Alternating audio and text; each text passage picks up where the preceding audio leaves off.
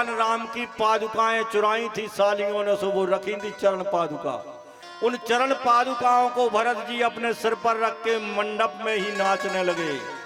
इसलिए भरत सरस को राम सनेही, भरत सरस को राम सनेही, भरत सरस को राम सनेही, भरत सरस को राम सनेही। जग जप जे राम राम जप जे, जग जप राम राम जप जे, जग जप राम राम जप जे। महाराज का सम्मान किया है। राम जी से कहा कुछ मांग लो लाला। बार बार मोरे राम से करें ररियां जनकपुर की सखियां। एक देवी गाते गाते कह रही है, खीर खाए बेटा कर लेती बिना पुरुष की नारी। जैसा ही सुना सो लक्ष्मण ने कहा हमारे यहाँ तो खीर खा के हो, तुम्हारे यहाँ तो बिटियां धरती से होंगे। सीता जी धरती से निकली थी कि न इसके मारे चर्चा भी गाली भी नहीं गा पा रहे। लक्ष्मण जी तपाक से जवाब दे देते, राम जी की नीचा नहीं देखने देते। अंत में श्याम शरीर सुभाए सुहावन, शोभा कोट मनोज नसावन। राम जी से कहा कुछ तो मांग लो लाला। तो राम जी ने कहा यदि देना चाहते हो हमारे यहाँ सब कुछ है, देना चाहते तो हमारे जितने सखा हैं उन सबके विवाह जनकपुर में करवा दो।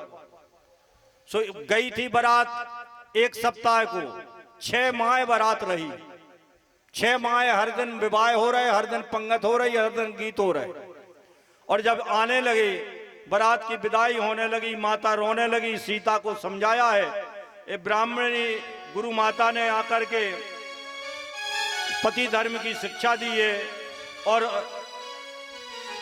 राजा के यहाँ संदेशा भेजा है कि अवध नरेश अब जाना चाहते हैं। तो जैसे ही सोने के पिंजड़ों में सीता ने तोता मैना पाले थे, तो ये वो भी के व्याकुल कहीं कहाँ बैदेही, वो चिल्ला रहे हैं, वो कह रहे बैदेही बैदेही बैदेही। आज जनक की विदेह जो थे, देह का ज्ञान नहीं रहता था, आज रो करके और जानकी से लिपट गए और बेटी को गोद में लेकर के कहने लगे मैं कैसा अभागा हूँ, मैं कुछ नहीं दे पाया। इतना सब देने के बाद मेरे भाई बहन जाने लगे हैं। अब जाने लगे तो सखियों ने कहा बारात की विदा हो रही है तो अब लखन जी से थोड़ी तो कह ले। तो कहने लगी सांची कहो मोरे लाला लखन जू, अब के मेलन कब हुए मोरे लाल। साच कहो मोरे लाला लखन जू, अब के मिलन कब हुए मोरे लाल। साच कहो मोरे लाला लखन जू, अब के मिलन कब हुए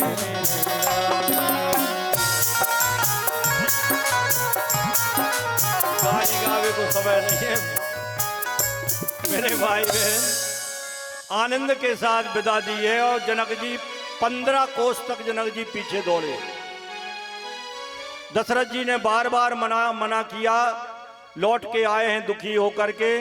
अरे काहे को ब्याही विदेश हो लख बाबुल मोरे तेने, काहे का ब्याही विदेश लख बाबुल मोरे तेने, काहे का ब्याही विदेश, काहे का ब्याही विदेश, काहे का ब्याही विदेश लख बाबुल मोरे तेने, काहे का ब्याही विदेश लख बाबुल मोरे तेने, काहे का ब्याही विदेश।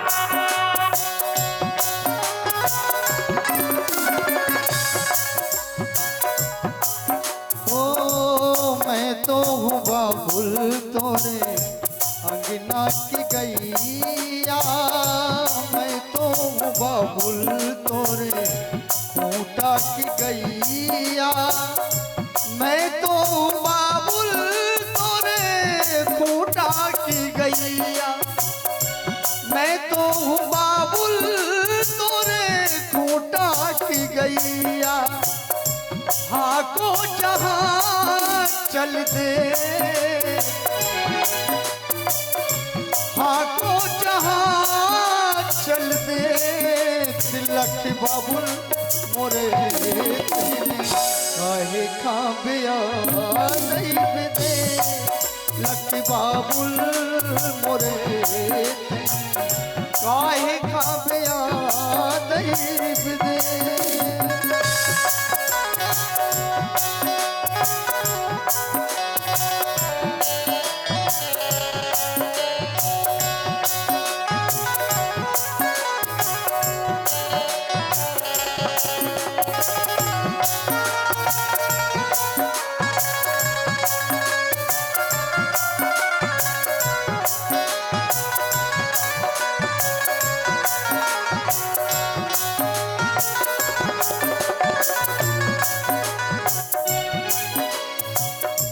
मैं तो हूँ बाबुल तोरे अंगना की चिड़िया, मैं तो हूँ बाबुल तोरे अंगना की चिड़िया, मैं तो हूँ बाबुल तोरे अंगना की चिड़िया। चाहे जहाँ उड़ दे, चाहे जहाँ उड़ दे, तिलक बाबुल मोरे तेने काहे खाबिया नहीं दे, तिलक बाबुल मोरे काहे खाबिया नहीं दे, काहे खाबिया नहीं दे, काहे खाबिया नहीं दे, तिलक बाबुल मोरे काहे खाबिया नहीं दे, तिलक बाबुल मोरे काहे खाबिया नहीं दे।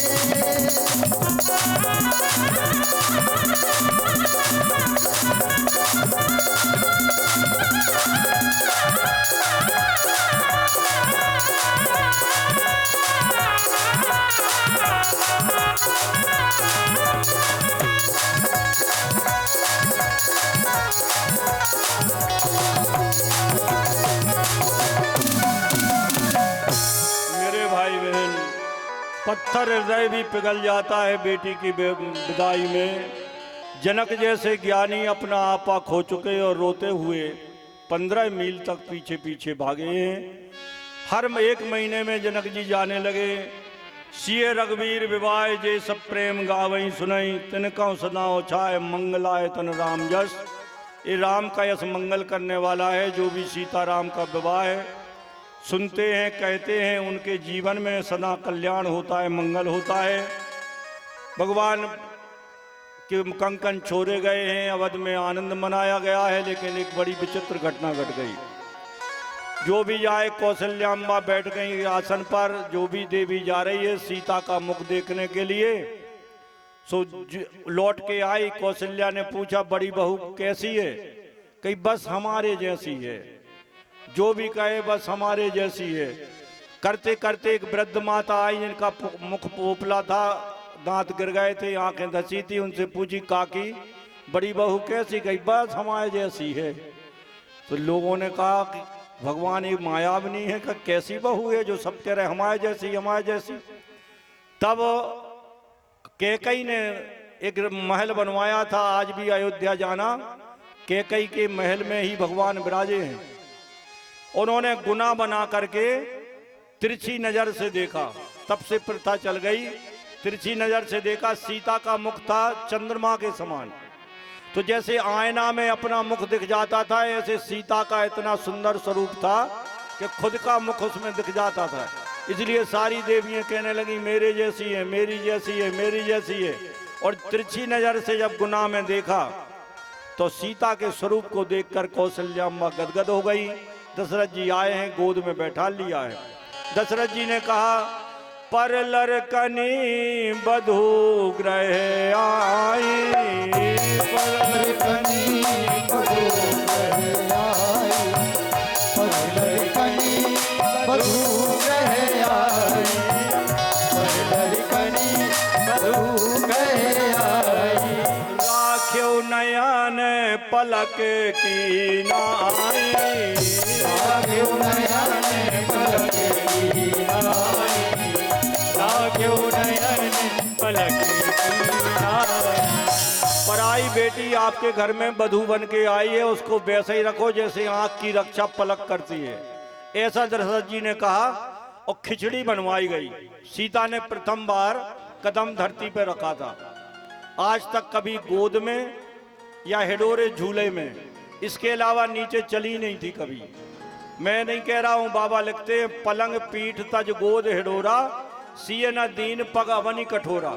इस कठोर पृथ्वी पर एक पैर भी नहीं रखा था, इतनी सुकुमारी थी सीता जी। उन्होंने कहा कि खिचड़ी बनाओ, खिचड़ी बनाई, उसमें कुछ कचड़ा गिर गया, एक तिनका आकर उड़कर गिर गया। दशरथ जी पा रहे थे, सीता ने तिरछी नजर से देखा, उस खिचड़ी में आग लग गई। लोग घबरा गए कि बहू तो बड़ी मायावी है, जादूगरन है, खिचड़ी में आग लग गई देखने में। दशरथ जी समझ गए। दशरथ जी ने कहा, बेटी एक वरदान दे दो, आज ये बूढ़ा ससुर